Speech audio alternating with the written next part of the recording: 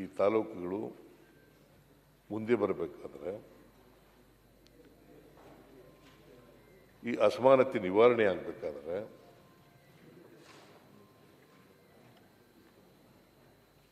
₹31,000 ಖರ್ಚು ಮಾಡಬೇಕು.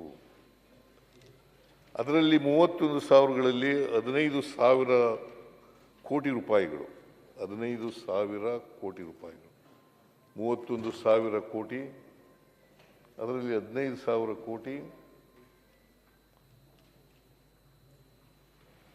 ನಾರ್ಮಲ್ ಕೋರ್ಸ್ನಲ್ಲಿ ಬರ್ತದೆ. 15,000 ಕೋಟಿ ನಾರ್ಮಲ್ ಕೋರ್ಸ್ನಲ್ಲಿ 8 ವರ್ಷಗಳಲ್ಲಿ ಬರ್ತದೆ. ಇದ್ರ ಜೊತೆಗೆ 16,000 ಕೋಟಿ ರೂಪಾಯಿಗಳನ್ನು ಪ್ರತಿ ವರ್ಷ 2,000 ಕೋಟಿ ರೂಪಾಯಿಗಳಂತೆ 8 ವರ್ಷಗಳಲ್ಲಿ ಖರ್ಚು ಮಾಡಬೇಕು. 8 ವರ್ಷಗಳಲ್ಲಿ ಖರ್ಚು ಮಾಡಬೇಕು ಅಂತ ಹೇಳಿರ್ತಾರೆ. ಈಗ ಅದಕ್ಕಿಂತ 31,000 ಕೋಟಿಗಿಂತ ಹೆಚ್ಚಾಗಿ ಖರ್ಚಾಗಿದೆ.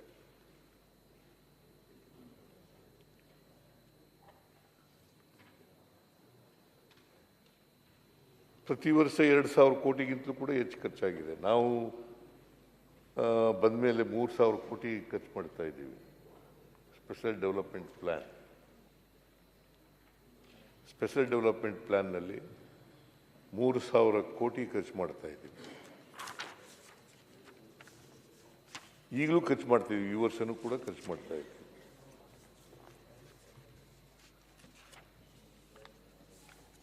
ಅವರ ಅವಧಿ 31,000 ಖರ್ಚು ಮಾಡಿದ ಮೇಲೆ ಇಡೀ ರಾಜ್ಯದಲ್ಲಿ ಅಸಮತೋಲನ ಎಷ್ಟು ಮಟ್ಟಿಗೆ ನಿವಾರಣೆ ಆಗಿದೆ ಅಥವಾ ನಿವಾರಣೆ ಆಗದೇ ಇದೆ, ಇದರ ಪರಿಣಾಮಗಳೇನು, ನಂಜುಂಡಪ್ಪನವರ ವರದಿಯ ಪರಿಣಾಮಗಳೇನು? ನಾವು 31,000 ಕೋಟಿ ಖರ್ಚು ಮಾಡಿದ್ರು ಕೂಡ ಇನ್ನೂ ಕೂಡ ಉತ್ತರ ಕರ್ನಾಟಕ ಹಿಂದುಳಿದಿದೆ ಅಂತಕ್ಕಂಥ ಮಾಹಿತಿಯನ್ನು ನಾವು ಪಡ್ಕೊಳ್ತೀವಿ. ಈ 39 ತಾಲೂಕುಗಳು ಅತ್ಯಂತ ಹಿಂದುಳಿದ ತಾಲೂಕುಗಳಿದ್ವಲ್ಲ, ಆ ತಾಲೂಕುಗಳಲ್ಲಿ 27 ತಾಲೂಕುಗಳು ಉತ್ತರ ಕರ್ನಾಟಕದಲ್ಲೇ ಬರ್ತವೆ.